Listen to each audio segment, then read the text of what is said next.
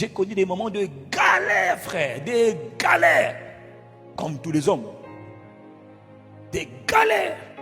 Jamais je n'ai entendu dire, ah, mais toi aussi, jusqu'à quand? Et puis c'est elle qui travaillait. Hein. Moi j'étais ingénieur, polytechnicien, génie électrique, chômeur chronique, chômeur vrai, chômeur profond, chômeur longue durée. Hein? J'ai commencé ma carrière par le chômage. Bon, c'était par un boulot. Nous on ne me payait pas. Et j'ai vendu des journaux. Ingénieur qui vend des journaux. Non, quand Dieu veut te briser vraiment, Dieu fait des choses terribles. Hein. Là, j'ai vendu des journaux. Quoi, monsieur, voilà un journal.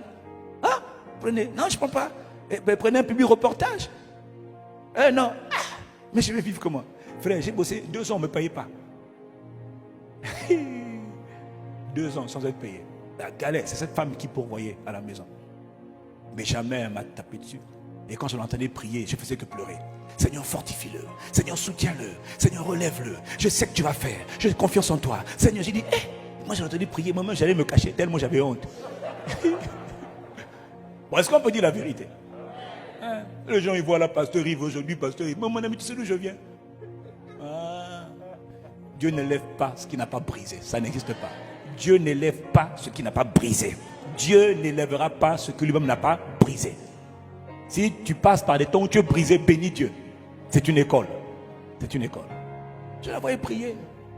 Et moi, je pleurais quand elle priait. Je disais, mais c'est moi qui dois jouer mon rôle de mari, de mari, mais je n'arrive pas à m'en sortir. Ok, mais si ça dure depuis 10 ans, c'est pas normal aussi. Ah, ça veut dire que tu es un monsieur du désert qui dure chronique. Non, c'est pas normal. On passe là, par la grâce de Dieu, on comprend la leçon, on est fouetté, on est brisé, on est humilié, mais on doit sortir. Voilà. Dis Amen. Tout le monde me disait, mais toi tu es maudit. Yves, tu es maudit. Comment un ingénieur peut vendre des journaux? J'ai dit, mon frère, même moi, je n'ai pas d'explication. Et depuis le Congo, on m'appelait, j'étais au Canada. Mais comment tu travailles où? Tu vois le genre de questions que tu ne... Ça t'énerve maintenant. Hein? La question qui tue. Tu travailles où? Ou qu'est-ce que tu fais dans la vie? Et je me rappelle, à un moment donné, quand on a fini Polytechnique, chacun est allé. Il y en a qui travaillaient chez Nokia, chez Alcatel, chez Motorola, Siemens, Bombardier. Enfin, chacun allait travailler. Mais je vous dis, les amis, quand j'ai rencontré mes anciens collègues de l'école, la question qui tue. Alors Yves, qu'est-ce que tu deviens? J'ai dit, on est là. Dieu nous fait grâce. APRV. Mais puis quand je dis, bon, je m'en vais. Non, mais dis-moi d'abord, mais tiens ma carte de visite. Et la tienne? Tu travailles où? Ah! Ça dit, je ne sais pas que cette question-là pouvait tuer un homme. Bon, est-ce qu'il y a quelqu'un qui comprend de quoi je parle? Tu travailles où? Je dis, frère, vraiment. Non, mais c'est des bonnes saisons de ma vie, ça. C'est là où Dieu est en train de me travailler, me sauver, me briser, me casser, pour faire de moi un vase qui lui soit agréable, que j'apprenne l'humilité, que j'apprenne la simplicité, que j'apprenne l'obéissance, et j'apprenne aussi à le bénir en tout temps. J'ai appris. Ne me dites pas que moi je ne connais pas la galère. On connaît tous nos galères, chacun à son niveau. Voilà, béni soit Dieu. Mais entre-temps, je vous dis ça, mais mon foyer était un foyer de paix. Mon foyer était un havre de paix. Pasteur Abi n'a jamais crié contre moi. Elle ne m'a jamais dénigré. Elle ne m'a même jamais fait sentir le fait qu'elle regrettait de m'avoir épousé. Jamais. Je dis bien jamais. En 26 ans. Jamais. Et tu t'étonnes quand je dis que moi, tous les jours, quand on se lève là, c'est je t'aime, toi, je t'aime, mon bébé, je t'aime, bisous, je t'aime. Et puis il fait bisous sur la tête, partout, les oreilles, bisous partout. Bon, ça, je ne sais pas si on va en parler. Mais vous qui ne savez pas faire des câlins à vos femmes là, ne lève pas la main. Hein. De peur que je te donne une gifle là, au nom du Seigneur Jésus. L'amour, ce n'est pas seulement les paroles, c'est aussi les actes. Mais ça, c'est quand on est déjà bien. Bon, est-ce que je peux continuer?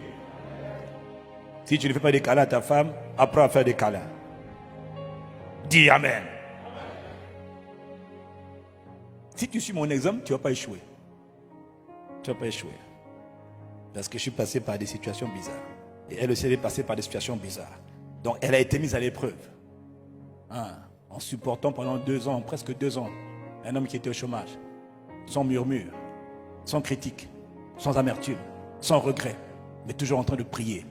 En plus, elle n'était pas une guerrière de la prière, mais elle était musulmane. Donc, elle apprenait à connaître Dieu, elle apprenait à prier. Donc quand j'entendais ces petites prières-là, je voyais quelqu'un qui est en train de porter son nom. Mais comment voulez-vous que je ne sois pas porté comme ça? Puis quand je vois les petites jeunes d'aujourd'hui, là, pasteur, je vous aime. Tu as dit ça à qui? Pasteur, maman Habib a pris ma place. Hein? Bon, il y a des gens qui sont là assis là, le dimanche là. Maman Habib prend ma place. Le pasteur, c'est mon mec. Dieu me l'a révélé. Ose venir dire au pasteur Yves que tu es son mari. Approche-toi de 1 mètre, ose lui dire. Si tu repars avec tes dents sur la bouche, c'est que moi Dieu ne m'a pas appelé. Je vais faire comme les militaires. On va d'abord commettre, et puis on va se repentir. Seigneur, je te demande pardon, je n'ai pas pu m'en empêcher. Je m'humilie devant, il va toujours me pardonner. Parce que dans sa conscience et sa pression, lui, il sait que là, quand même, il fallait une punition. La folie est attachée au cœur de l'enfant, non? Mais le bâton de la correction l'en éloignera. Donc, je t'ai donné une correction en te tapant, en t'enlevant les dents. Il dit des bêtises pareilles. Esther, votre femme n'est pas votre femme. La vraie femme, c'est moi. Viens me le dire. Viens. Je t'attends avec le cœur joyeux. Il y a quelqu'un qui va mourir avant son temps. N'importe quoi. Bon, est-ce que je peux faire cette parenthèse? Non, parce que le diable est partout. Vous m'entendez? Quand tu vois Satan, traite-le comme Satan. Mais c'est ça que Samson n'a pas su faire. Il a traité Delilah comme Dieu. Il a été compromis, il s'est compromis avec le péché. Frère.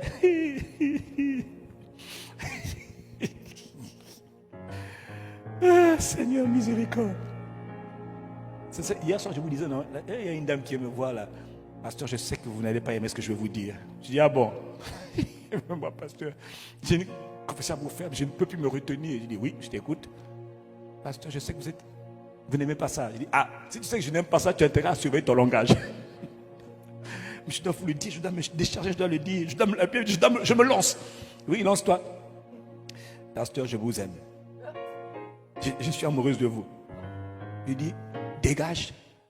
Dégage. Dégage. Mais pasteur, dégage. Tu es amoureuse de qui? Du diable, ouais. Le démon qui est en train de tourner ta bouche là, c'est lui.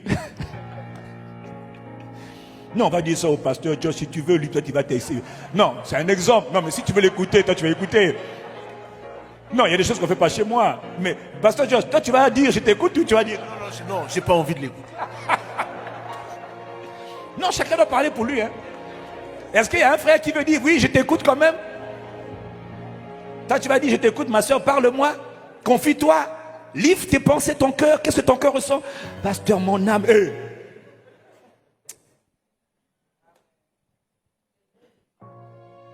Moi, j'ai dit amen, mon frère. Et Dieu lui-même, il sait. Chacun se connaît. Quelqu'un dit amen. Ton foyer, il faut le protéger. Il faut le protéger. Dis amen. Et alors,